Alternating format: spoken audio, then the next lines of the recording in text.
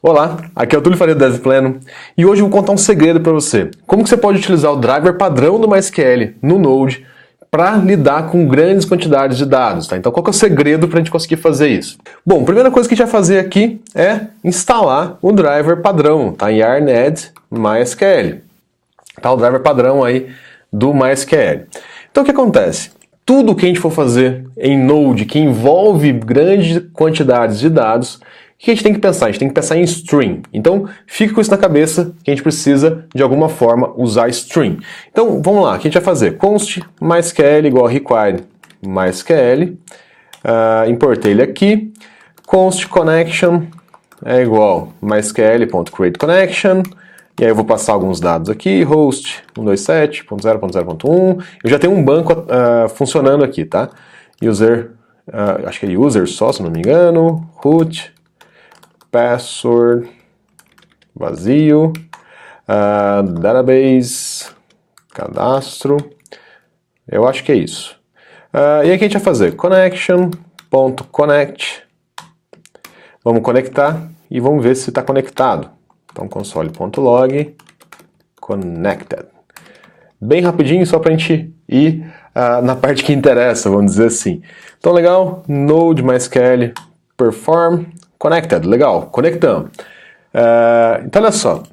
O que acontece? Depois que a gente conectou, a gente tem que fazer uma busca, por exemplo. Então, imagine que você tem que retornar aqui 1 milhão de registros, tá? Primeira coisa, você não vai retornar isso em interface nenhuma, tá? Então, assim, primeira regra, você nunca vai mostrar 1 milhão de registros na tela para ninguém, tá? Imagina o peso disso. Então, provavelmente a gente vai ter que gerar um arquivo, ou gerar um XML, um JSON, um CSV, qualquer coisa desse tipo. Então, assim, a gente não vai fazer isso para a tela, tá? Mas a gente vai mostrar aqui no console, só para a gente ver o que a gente pode fazer. E aí você vai ver que isso é uma maneira otimizada já de fazer, e aí é só você trocar para onde isso vai, se vai para um XML, para um CSV e por aí vai.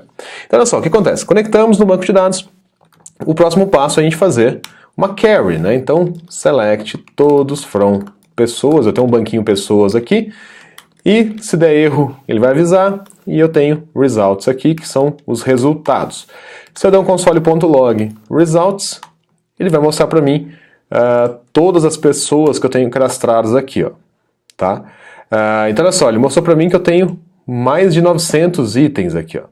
Tá? Então já é muito peso para ser lidado dessa forma, tá? Por quê, pessoal? Por que isso aqui é ruim? Tá? Por que essa forma é ruim?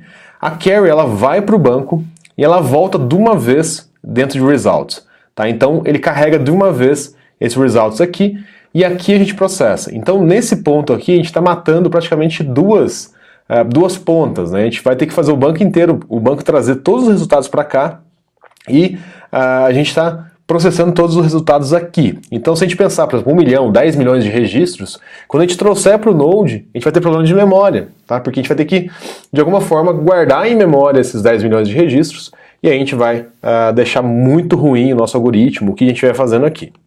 Então o segredo é o seguinte, é a gente fazer essa query de uma outra maneira. Então const query é igual. E eu faço a query aqui. Então vamos fazer diferente, ó. Eu faço a query e guardo ela em uma variável. E aí a query ela tem uma coisa legal. Ela mostra que algum resultado chegou, né? Então ela mostra pra gente que alguma linha chegou nesse string. Por quê? Porque quando a gente faz essa consulta, ela é muito pesada, então ela vai trazendo de linha a linha. Tá? Então vamos fazer aqui, console.log raw. Vamos mostrar a linha aqui, vamos ver se funciona. Olha lá que legal. Agora mostrou todos os registros, apesar de ter sido rápido aqui, ele mostrou todos os registros. Então o que acontece? Ó, à medida que ele for recebendo, né, de forma assíncrona, a gente vai processando esses registros.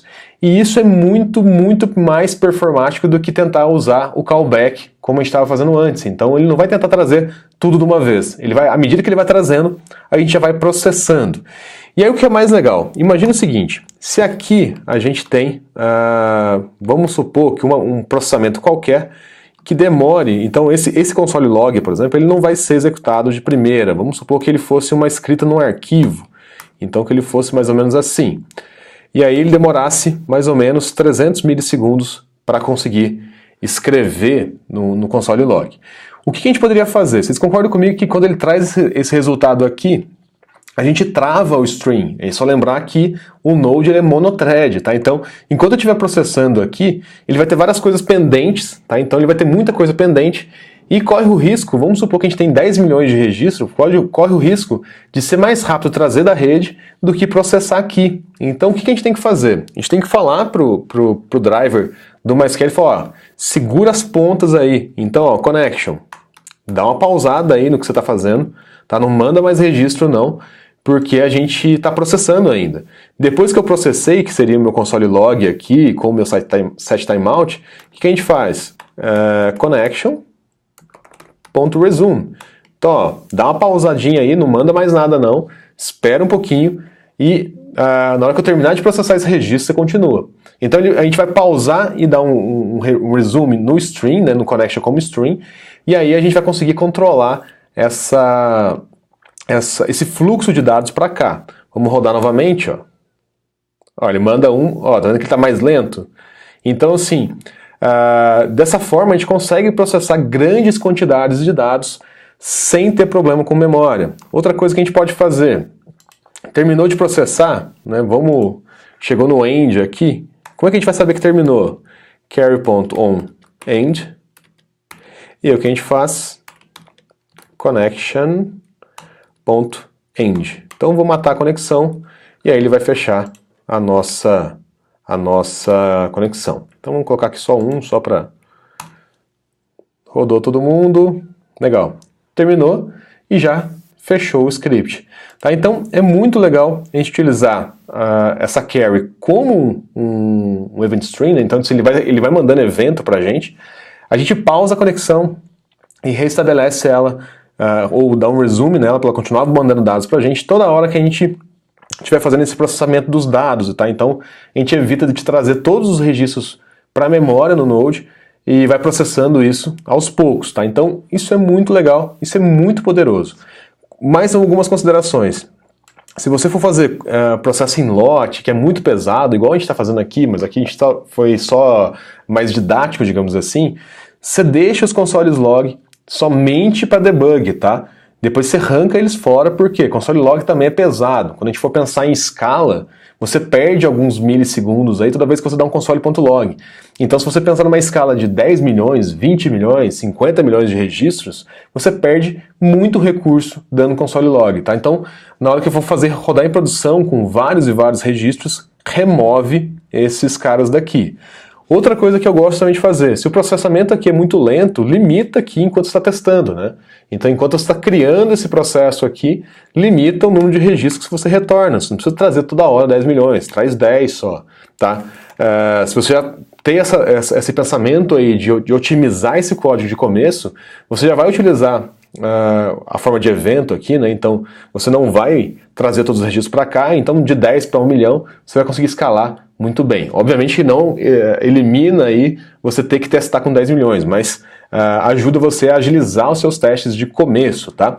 Bom, pessoal, essa era a dica, esse segredo que eu queria contar para vocês de como que a gente pode processar essa quantidade enorme de informações. Eu mostrei para vocês numa tabela que tem 1000 registros, mas dá para fazer aí para quantos vocês quiserem, né? Quantos registros vocês quiserem.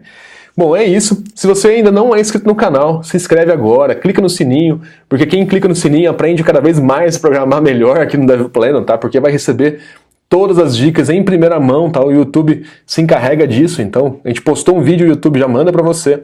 Vai em facebook.com/devpleno, curte a gente lá, segue a gente para receber os conteúdos primeiro lá também, tá? Então a gente tem algumas coisas que a gente só posta por lá também, tá? E vai em devpleno.com, deixa seu e-mail para a gente mandar para você as nossas últimas novidades e tudo que acontece aqui no DevPleno, tá bom? Além disso, se você gostou desse vídeo, dá um joinha e comenta o que você achou, tá? Isso é muito importante aí para o canal chegar a cada vez mais desenvolvedores e mudar a carreira de cada vez mais pessoas. Pessoal, eu vejo vocês no próximo vídeo. Até lá!